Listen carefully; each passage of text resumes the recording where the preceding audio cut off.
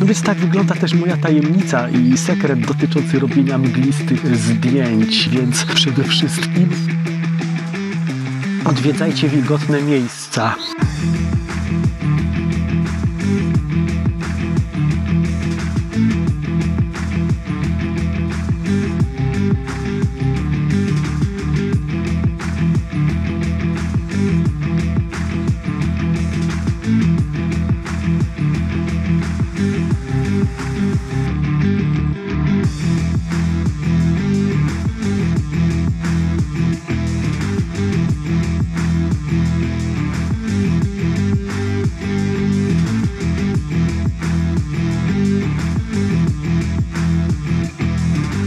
Samolot to zwiastun tego, że ludzie przylatują na wiosnę do Polski, z ciepłych krajów wracają do Polski. Będziecie mieli spotęgowane wrażenie mgły.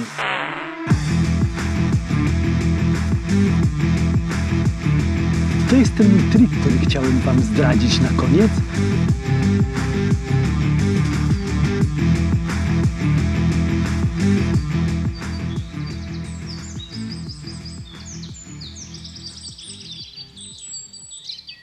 Raz, dwa, trzy, raz, dwa, trzy, raz, dwa, trzy.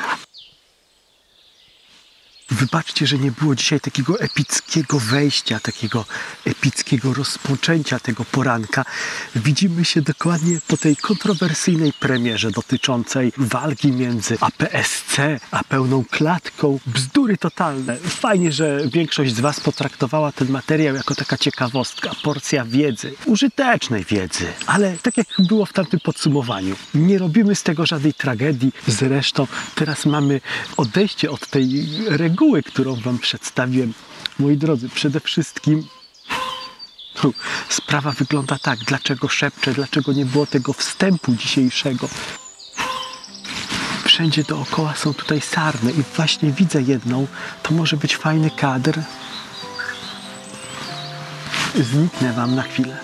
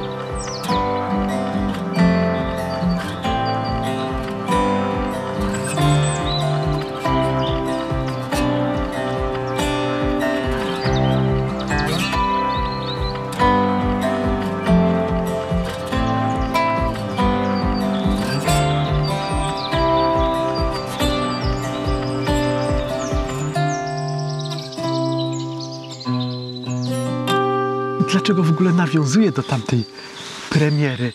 Nigdy zazwyczaj tego tak nie robię wprost.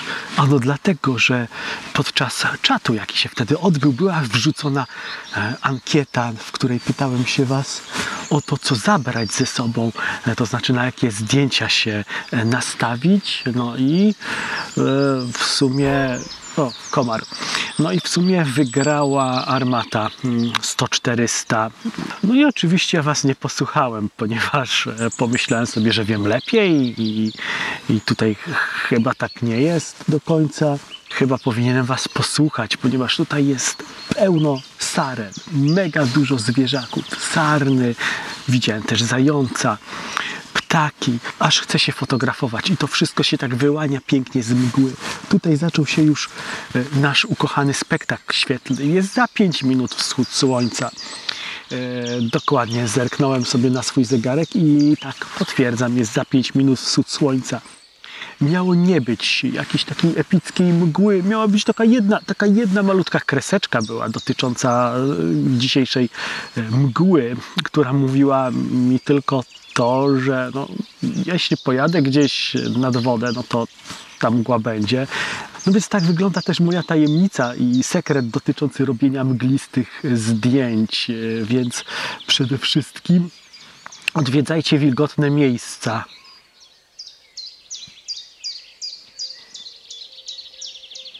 Ja nawet nie mam wytłumaczenia do tego, co właśnie powiedziałem. Po prostu, wiecie co, zrobię jedno zdjęcie, bo widzę, że drzewa są fajnie podświetlone tymi promieniami jeszcze budzącego się słońca.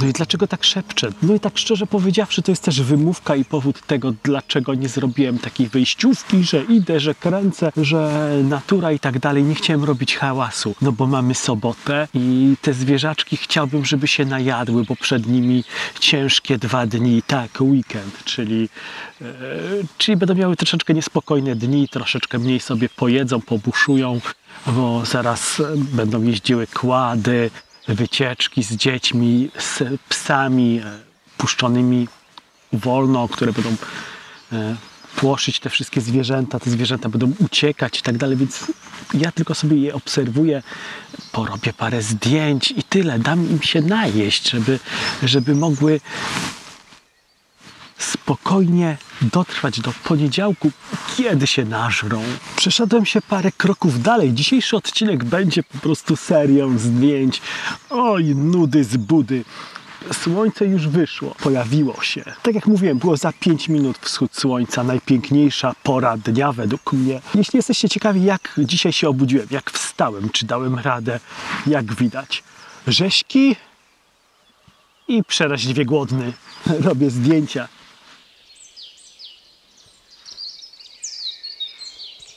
No i pewnie też po tym wczorajszym filmie, który widzieliście tydzień temu, zastanawiacie się, czy robię zdjęcia na otwartej przysłonie, czy ten obiektyw nie jest przymknięty i on sobie tak radośnie robi zdjęcia.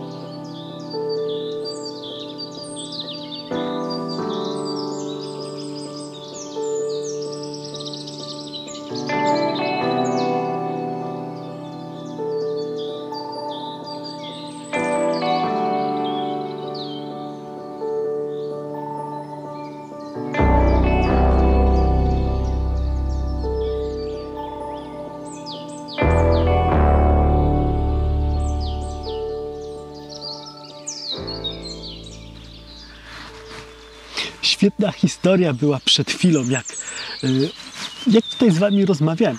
Chciałem podejść dalej, zrobić zwykły krajobraz, zwykły wycinek krajobrazu, ponieważ mam ze sobą termos. Film o termosie był już tutaj, więc możecie spokojnie sobie odświeżyć pamięć, co to jest ten mój tajemniczy termos.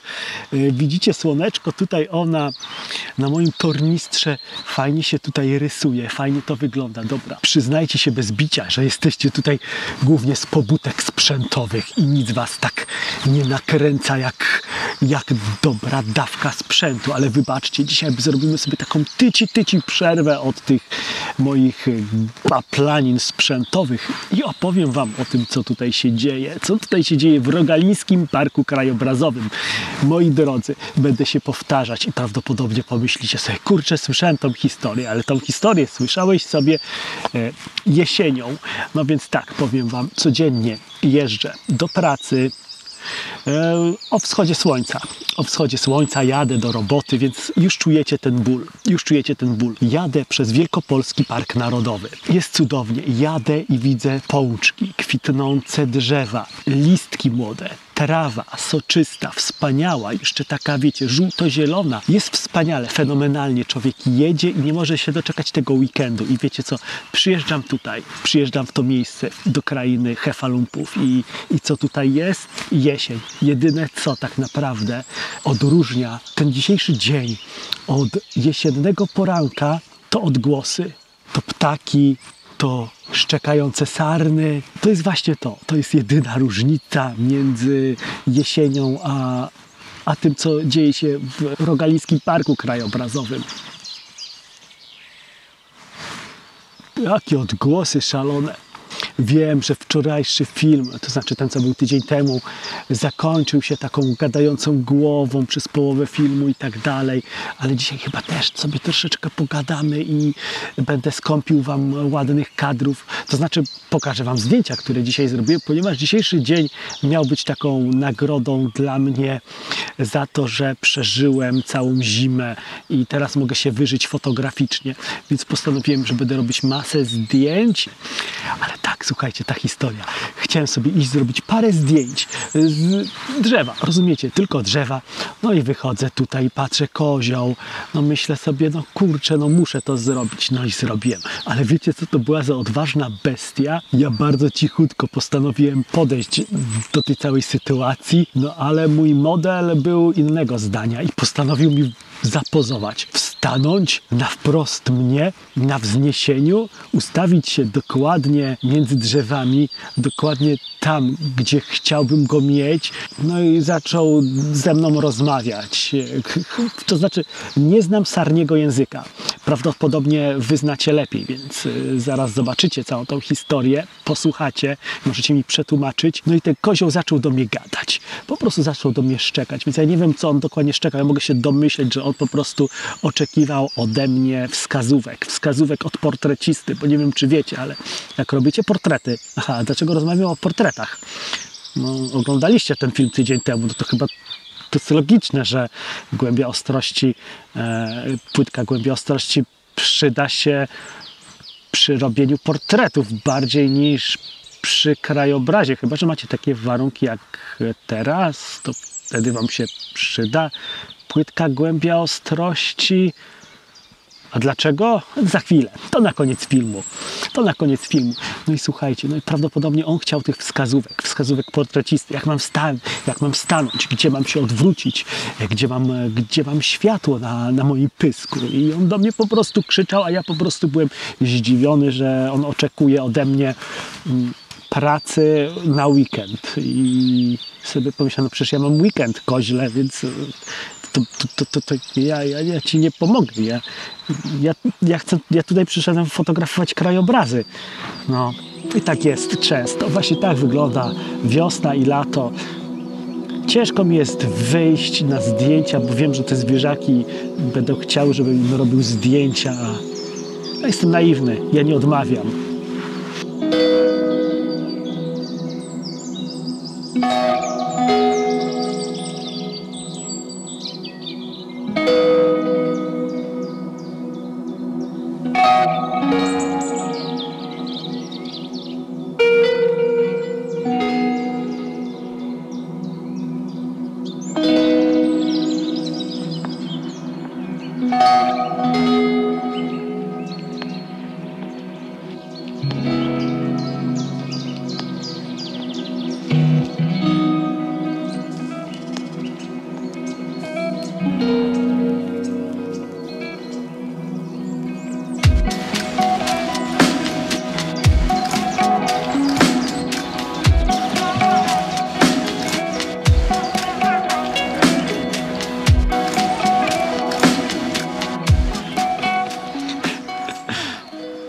To jest chyba fajny kadr, żeby zrobić panoramę. Co o tym sądzicie? Mi się bardzo podoba ten pomysł tego drzewa, tych tutaj rozlewisk. Przymierzałem się tam, ale do zdjęcia z teleobiektywem, ale to nie to. Najlepiej będzie na takim moim standardzie. Wiecie, jakim moim standardzie?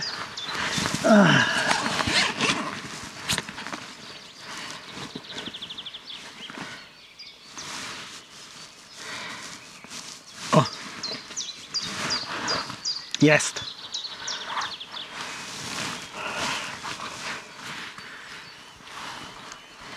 Do kieszonki. Poluzuję troszeczkę. Zdejmę dekielek. Zrobię sobie tak, przekręcę.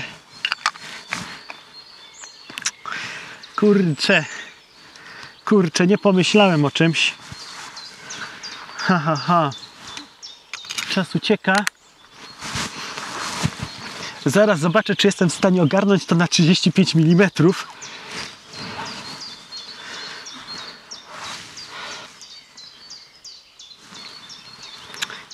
Jestem w stanie to ogarnąć.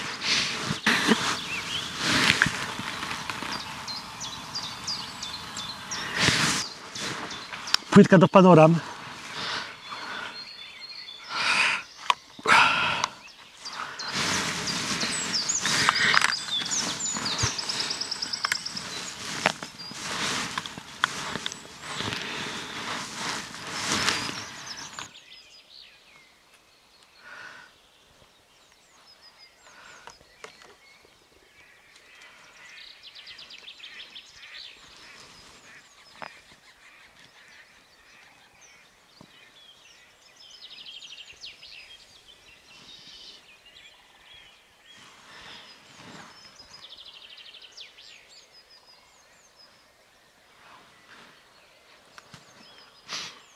Mały problem z tą panoramą jest taki, że tam mam słońce, więc ja robię cień. I teraz, nie problem, ale nie chcę być na tym zdjęciu, więc użyję samowyzwalacza w jednej z sekwencji tego zdjęcia. Samowyzwalacz pracuje, słychać jego odliczanie. Zrobiłem najpierw środkową sekwencję, tam gdzie byłem cień. Teraz robię z lewej strony i zaraz przejdę do sekwencji z prawej.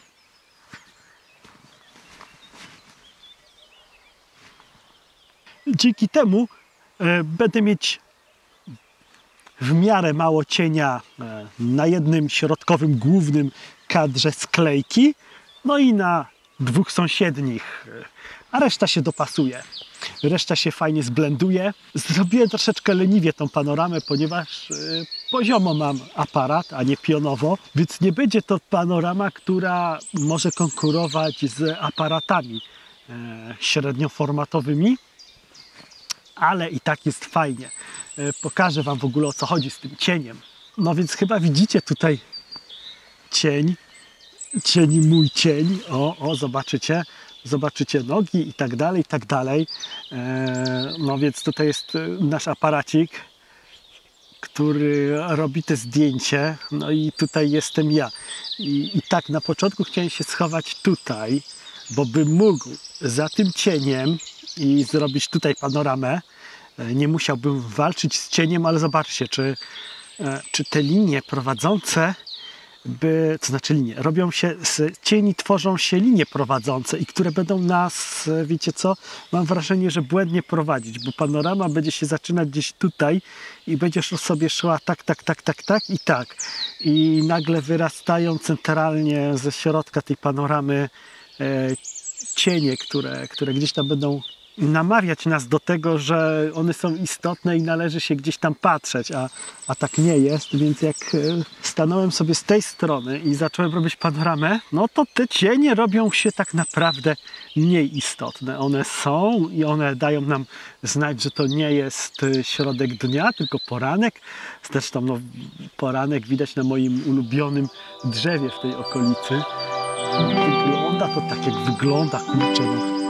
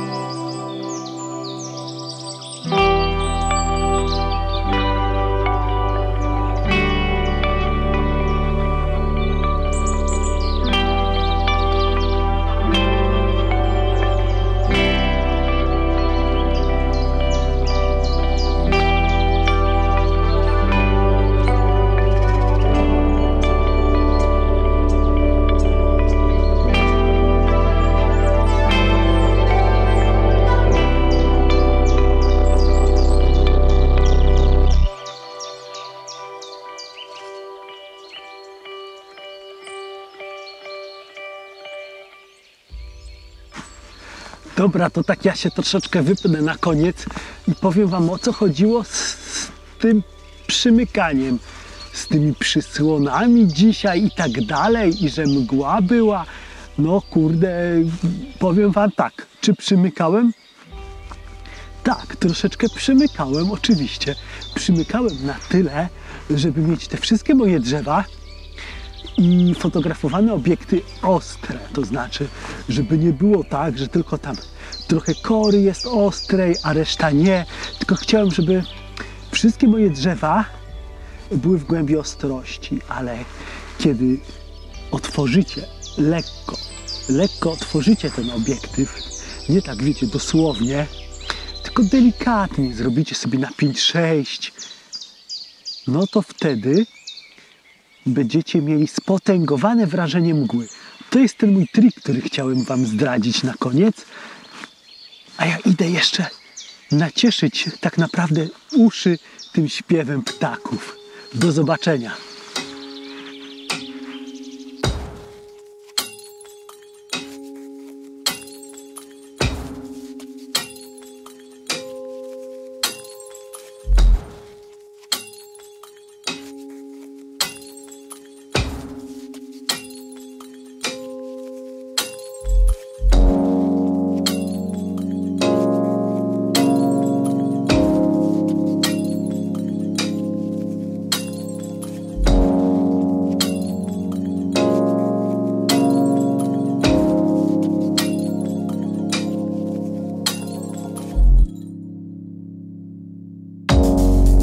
Tego dnia wykonałem jeszcze 2 zdjęcia, tak naprawdę 2 panoramy, które są takim zwiadem fotograficznym zwiastującym to, co czeka nas w przyszłości. Zatem, jeśli jesteście ciekawi jak, gdzie skończy się ta przygoda, zapraszam do subskrybowania tego kanału. Powiedziałem 2 panoramy, a pokazuję wam jedną. Nie, nic z tego, nie myślcie sobie, że nie wyszła. Ta druga wyszła i znajduje się na serwisie 500px, gdzie was serdecznie zapraszam. Link do mojego profilu na 500px znajdziecie tam koło kawki dla wspierających. Korzystając z okazji, bardzo dziękuję za wsparcie. Jesteście niesamowici.